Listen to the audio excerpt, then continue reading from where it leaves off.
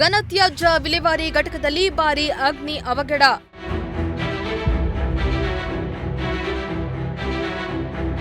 ಬೆಂಕಿ ಅವಘಡದಲ್ಲಿ ಸುಟ್ಟಷ್ಟು ಕರಕಲಾದ ಘನತ್ಯಾಜ್ಯ.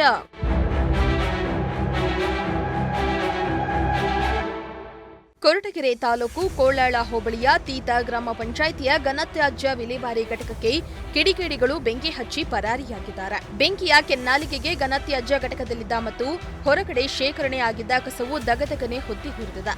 ಅಲ್ಲಿ ತ್ಯಾಜ್ಯ ಘಟಕದ ಮೇಲಿದ್ದ ಶೀಟ್ಗಳು ಬೆಂಕಿಗಾಹುತಿಯಾಗಿದ್ದು ಘಟಕದ ಗೋಡೆಗಳು ಬಿರುಕು ಬಿಟ್ಟಿವೆ.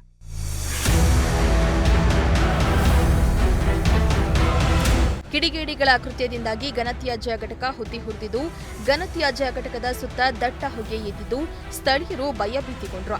ಬೆಂಕಿ ದುರಂತದಿಂದ ಘನತ್ಯಾಜ್ಯವು ಸಂಪೂರ್ಣ ಸುಟ್ಟು ಭಸ್ಮವಾಗಿದೆ. ಇನ್ನು ಬೆಂಕಿಯ ಉಗುಳಿಗೆ ಅಕ್ಕಪಕ್ಕದ ಗಿಡ ಮರಗಳಲ್ಲಿ ಗೂಡು ಕಟ್ಟಿಕೊಂಡು ವಾಸವಾಗಿದ್ದ ಹಕ್ಕಿ ಪಕ್ಷಿಗಳು ಹಾರಿ ಹೋಗಿದ್ದು ಪುಟ್ಟ ಪುಟ್ಟ ಪಕ್ಷಿಗಳು ಬೆಂಕಿಗೆ ಸುಟ್ಟುಹೋಗಿವೆ.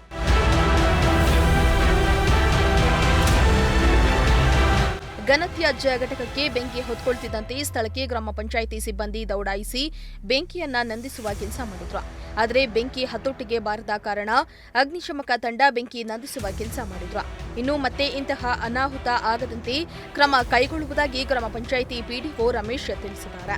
ನಮಸ್ಕಾರ, ನಾನು ತೀತ ಗ್ರಾಮ ಪಂಚಾಯಿತಿ ಪಿಡಿಒ ರಮೇಶ್ ಅಂತ ಮಾತಾಡ್ತಾ ಇದ್ದೀನಿ.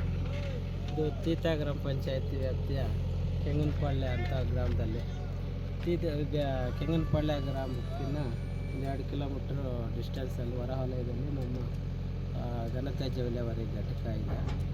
ಸೊ ಈ ಘಟಕಕ್ಕೆ ನಾವು ನಮ್ಮ ಗ್ರಾಮ ಪಂಚಾಯಿತಿ ವ್ಯಾಪ್ತಿನಲ್ಲಿ ಬರುವಂಥ 11 ಹಳ್ಳಿಗಳಿಂದ ಏನು ಕಸ ಸಂಗ್ರಹಣೆ ಇತ್ತು ಅದನ್ನೆಲ್ಲ ತಂದು ಇಲ್ಲಿ ಡಿವೈಡ್ ಮಾಡಿ ಇದು ಮಾಡ್ತೀವಿ. ಸೊ ನಿನ್ನೆ ಅಚಾನಕ್ಕಾಗಿ ಯಾರೋ ಇಲ್ಲಿ ದನಗಾಯಿ ಕಾಯಿ ಅಂತಾರೋ ಇಲ್ಲ ಕುರಿ ಕಾಯಿ ಅಂತಾರೋ ಆ ಕಡೆ ಬೆಂಕಿ ಇದಾಗಿರೋದ್ರಿಂದ ಅದು ಬೆಂಕಿ ಬಂದು ನಮ್ಮ ಘಟಕಕ್ಕೂ ಇದಾಗಿ ಅದರಲ್ಲಿ ಇದ್ದಂತಹ ವೇಸ್ಟು ಬೆಂಕಿಗೆ ಆಗುತ್ತೆ. ಕಟ್ಟಡ ಎಲ್ಲ ಇದಾಗಿದೆ ಅಂತಲ್ಲ ಸರ್? ಅದರಲ್ಲಿ ಪೂರಾ ಇದಿರಲಿಲ್ಲ.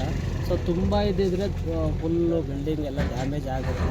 ಸೊ ಅದರಲ್ಲಿ ಕಸ ಕಡಿಮೆ ಇದ್ದಿದ್ದರಿಂದ ನಮಗೆ ಬಿಲ್ಡಿಂಗ್ಗೆ ಅಷ್ಟೊಂದು ಏನು ಡ್ಯಾಮೇಜ್ ಆಗಿಲ್ಲ. ಒಳಗಡೆ ನಾವು ಕಸ ವಿಂಗಡಣೆ ಮಾಡಿ ಸಪ್ರೇಟ್ ಮಾಡೋದಕ್ಕೆ ಸೆಗ್ರಿಗೇಷನ್ ಮಾಡೋದಕ್ಕೋಸ್ಕರ ತೊಟ್ಟಿಗಳನ್ನ ಕಟ್ಟಿರ್ತೀವಿ. ಸೊ ಆ ತೊಟ್ಟಿಗಳಲ್ಲಿ ಕಸ ಇದ್ದಿದ್ದರಿಂದ ಆ ತೊಟ್ಟಿಗಳು ಬಿರುಕು ಬಂದಿದೆ.